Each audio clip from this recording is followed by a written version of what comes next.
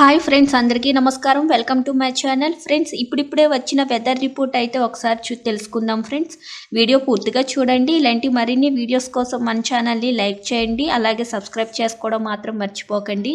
ఇంక లేట్ చేయకుండా వివరాల్లోకి అయితే వెళ్ళిపోదాం. ఫ్రెండ్స్, తెలుగు రాష్ట్రాలపై వర్ణుడు కనికారం చూపించేలా లేడు. ఇప్పటికే 5 రోజులుగా ఎడతెరిపి లేకుండా కురుస్తున్న వర్షాలతో తీవ్రంగా నష్టపోయిన తెలుగు రాష్ట్రాల ప్రజలకు మరో 48 గంటల పాటు వరుణగండం వెంటాడుతుంది. వాతావరణ శాఖ వెల్లడించిన వివరాల ప్రకారం బంగాళాఖాతంలో ఏర్పడిన అల్పపీడనం వాయుగుండంగా మారింది. మరికొద్ది సేపట్లో ఈ వాయుగుండం ఒడిశాలోని పూరీ సమీపంలో తీరం దాటే అవకాశం కనిపిస్తుంది.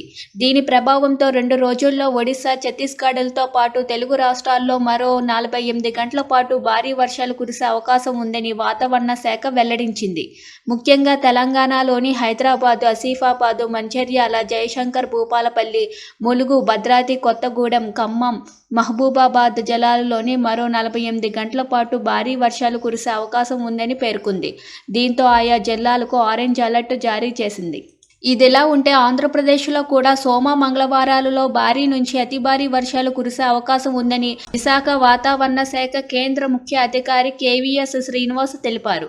ఈ వాయుగుండం ప్రభావంతో శ్రీకాకుళం, విజయనగరం, మన్యం జిల్లాల్లో అధికంగా ఉండనుండగా ఉమ్మడి తూర్పు గోదావరి, పశ్చిమ గోదావరి, కృష్ణా జిల్లాలలో భారీ వర్షాలు కురిసే అవకాశం ఉందని అధికారులు వెల్లడించారు.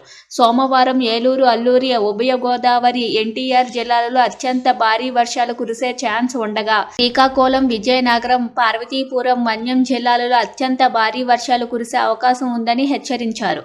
అల్లూరి సీతారామరాజు, విశాఖపట్నం, అనకాపల్లి, కాకినాడ, తూర్పు గోదావరి జిల్లాలలో భారీ నుంచి అతి భారీ వర్షాలు కురుస్తాయని అంచనా వేస్తున్నారు. వాయుగుండం ప్రభావంతో సముద్రం అల్లకొల్లాలంగా మారిందని, గంటకు గరిష్టంగా 70 కిలోమీటర్ల వేగంతో గాలులు వీస్తున్నాయని, అందువల్ల గురువారం వరకు మత్స్యకారులు వేటకు వెళ్లొద్దని శ్రీనివాస్ హెచ్చరించారు. కళింగపట్నం, విశాఖపట్నం, గంగావరం, కాకినాడ పోర్టులో 3వ నెంబర్ హెచ్చరికలు జారీ చేశారు. మచిలీపట్నం, నిజాంపట్నం, కృష్ణాపట్నం పోర్టులలో 1వ నెంబర్ ప్రమాద హెచ్చరికలు జారీ చేసినట్లు వెల్లడించారు.